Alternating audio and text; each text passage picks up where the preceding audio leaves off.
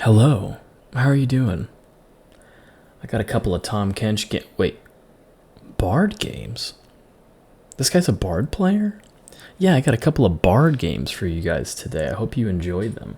You know, sometimes this early game can be a little sleeper, but we got a little loading screen here to get your mind off of it. So if you ever need a little coffee break or something, go ahead and take a sip. Anyways, this first game I struggled early as well as my teammates, and so these guys are already going for Baron at around 20 minutes, and we're barely getting to the pit. Bard ult is a crazy ability. It is so impactful, but oh, you gotta hit it. So I guess maybe my brain thought they were gonna run out of pit, even though they didn't need to, and I should have known that. But hitting at least one person, it's better to pick one target instead of field goaling it, you know what I'm saying? So a lot of these plays are going to be us going from middle, getting that priority, and moving to the side. This ult paired really well with Nocturne's Stride Breaker. It allows us just to get there, follow up, and then get a couple kills. I think another mechanic that people typically sleep on is at 35 meeps, you get that fan spread on your meep auto attack. And so I use this cannon here as a little bit of a extender to slow down the targets. Now, I don't hit any skill shots on them while they're slowed, so it wasn't as useful as it should have been, but you can do that. Also, these games, you'll notice I'm going tank like every time, which can be bad if your team is low on damage, but it's pretty useful. Oh, good God. And hitting ults like that, they're scurrying like ants. Oh, I love this champion. Let's top it off with a stun on a GA, the hardest known stun to land in all the lands. I think it's a little bit longer than, I think what Zhonya's is 2.5 seconds, GA's like 3 or something. I'm not sure. It's unfortunate that Nocturne wasn't able to ult the Vex here, but I end up landing an ult. I don't quite get this follow-up here that I try to hit on her, but she ends up falling, and we just front to back the Renekton. This Renekton, he was like 6-0 at one point. You can see he's only like one item off full build. He is going off. So making sure that we have tabbies and lock it is so crucial. Get a little bit of a magical journey follow-up, Q into auto slow, get that Cassiopeia in there. Very nice. So we were coming back from a pretty big deficit this game. It's important that when you're playing tank Bard that you get that survivability and you can move your team up. I lock it here because there's no way we win this if Cassiopeia dies. The Vex went for a crazy play and it didn't end up working. And that redemption may have seemed pretty bad, which, to be honest, it was. Ooh, fancy feet, get around there. I kind of bait my Nocturne, but I follow up. This ward actually allows us to get the kill. That's awesome.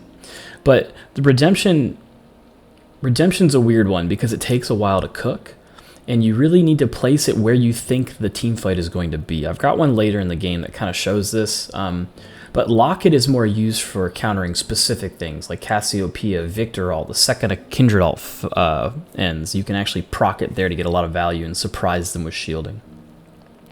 Redemption needs to be more where the play is going.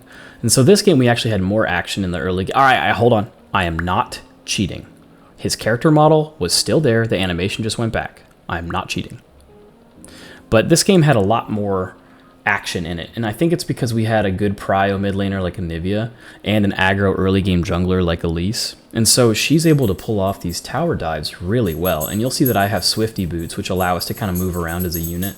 She gets her repel off. I tank tower aggro second. I mean, we're like an LCS team at this point.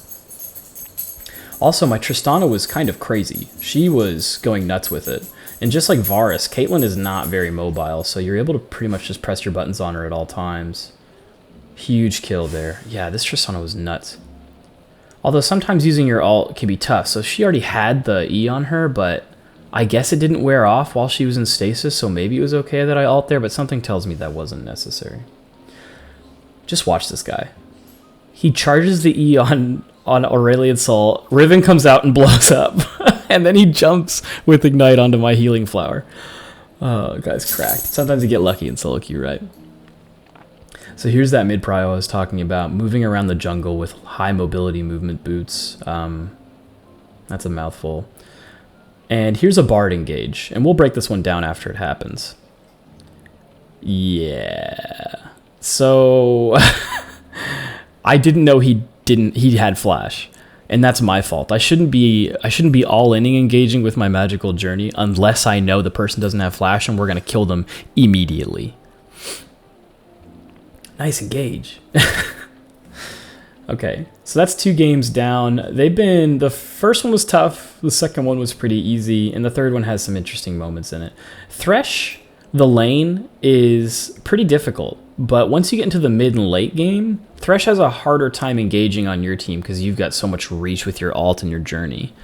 And setting up picks against things like Caitlyn can take time. So if you've got any coffee or want to go take a smoke, you got a little bit of moments of peace here. I'm sure that sounded disgusting. I wanted that to be a cute little coffee sip. I'm gonna have to listen to that later. Okay, so this is where your AD is starting to mauled. You're gonna notice this happen several times. Here comes the Thresh.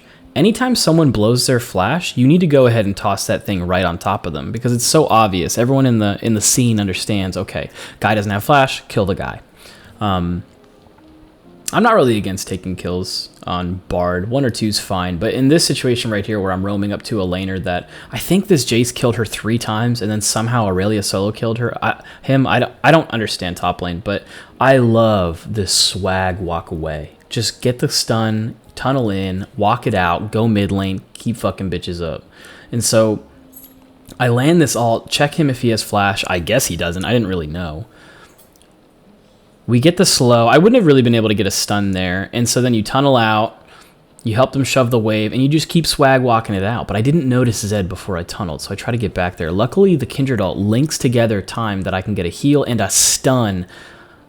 If I would have taken the tunnel before it expired, that would have been the coolest shit I could have done. But I'm not that cold, so we're all learning. Here's my my Coco ward technology. I actually forget to look at it, and look, he actually stepped on it, so I should have known, but it's okay. This is just like whenever Tristana went in. I ulted, but Kindred was like, I did not know you were going to ult, and so I almost wonder, should I have ulted there? It's hard to say. Also, look at the damage I'm taking, or not taking, rather. Buy tabbies when you have an enemy AD jungler, and a Thresh, and a Caitlyn. They all do so much physical damage. All you have to do is buy tabbies and an armor item, and you are fine. So even without my ult, anytime a turret goes down, you need to be looking at these. These are called long lanes.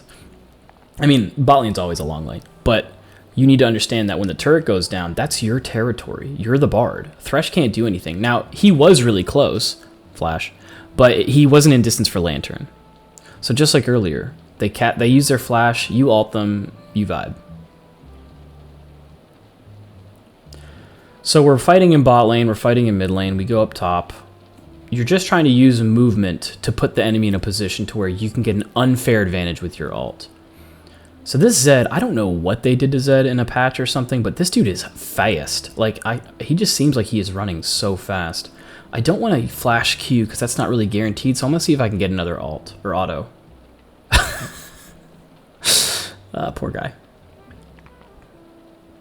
Okay, so here's that redemption I was talking about. Locket's used for more like Victor ult and stuff like that, but if you put the redemption down, it gives your team the ability to walk forwards because they can see it coming. It's almost like a way to encourage them to fight.